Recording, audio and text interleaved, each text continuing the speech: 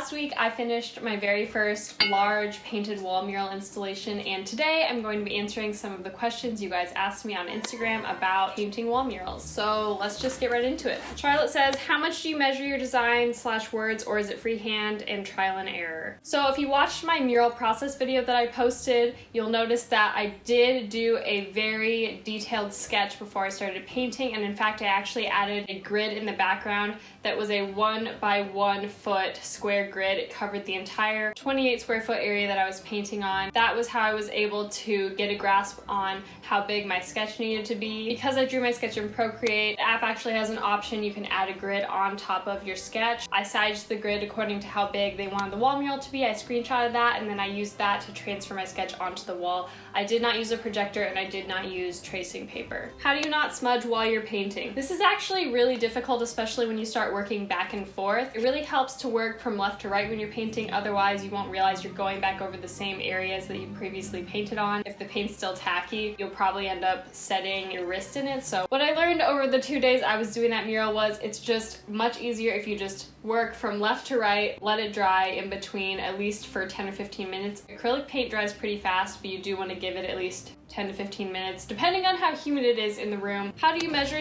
/ make sure the sketch is even and straight or angled the way you want it? Making a grid was super duper helpful. What's cool about sketching it out beforehand in pencil is you can get an idea of what it's gonna look like, and you can always erase and redraw things. Non-muraling question, I just wanna know where you got the coveralls, so cute. Oh! So I call this my painting suit. It's basically just this ridiculous set of, I guess she called it coveralls. I don't know, maybe it would be considered a smock, I'm not sure. I bought this at Target on clearance for $16. I did end up spilling a ton of black paint all over the legs. When you said you had to redo some letters, had you already painted them? How did you fix them? This is probably the most important piece of advice I will give to anyone who wants to start wall muraling. Make sure you get a can or at least a small cup of the paint that is used on the base coat of the wall you're working on. The wall I was working on was white. I was painting with black paint, so it was very important that I got the specific tone of white that was used to cover that wall initially from the owners of the building. You don't need a ton, but I would recommend having that on hand, because otherwise when you make mistakes with acrylic paint, there's really no other way to go about it. Did you use a projector to get your image up, or are you comfortable freehanding your design? Like I said, I didn't use a projector for this project. It wouldn't have really worked anyway because there was a wall directly behind where I was painting, so there wouldn't have been any place for me to put a projector. I've also heard from a lot of people that projectors tend to distort the image, so even if you are working with a projector, I would recommend making sure you measure out your design before you end up painting it, or at least give it a good look over before and make sure it's not distorted. Did you practice with murals before doing it, or did you just work off of your sketches? I had a little bit of practice doing some smaller murals at my dad's business, but I'd never done anything this large scale. I found this project not to be terribly difficult because I was able to go in there, work by myself at my own pace, which is really great and something I really like about wall muraling. It's why I want to continue doing it. How do you make sure the paint won't peel off? I was just using regular black interior satin paint on top of interior satin paint, so it's basically just like painting any other wall. The paint's not going to peel off. What do you do to fill the space? What kind of flourishes do you add? This is just something that comes with practice. I think adding flourishes is just something that you have to keep doing over and over.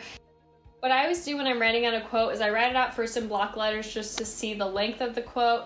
Then I'll go in and just do an initial sketch, and you always want to do it with pencil, or if you're doing it on the iPad, that's great too, because you can go in and erase, and just honestly playing around with it. After you do it over and over again, it becomes a little bit more intuitive. And this project I was working on, she specifically asked for some florals, so that was really great. I could frame it in and just make it look a little bit less empty that way. How do you go about designing on such a large scale? Are the rules different once the process wasn't intimidating for you? Not really, just because there's a little bit of intentionality that comes when you are designing things for a larger scale, but it's actually a little bit easier because whenever you design something, you have to scale it down. You really have to be conscious of if the elements, when they're shrunken down, are going to be hard to read. Luckily, when you bring something up onto a larger scale, it actually makes everything easier to read, easier to see, so it was really fun to work with the intricate floral details. I'd say one of the only intimidating parts is that throughout the process, there would be people coming in and checking in and looking at it, and if you're an artist, you know that sometimes the process isn't very pretty. There were so many times I messed up. There were so many times I had to paint over stuff. Oh, another thing I did is I actually used string to create a border around the outside of my mural before I started painting it.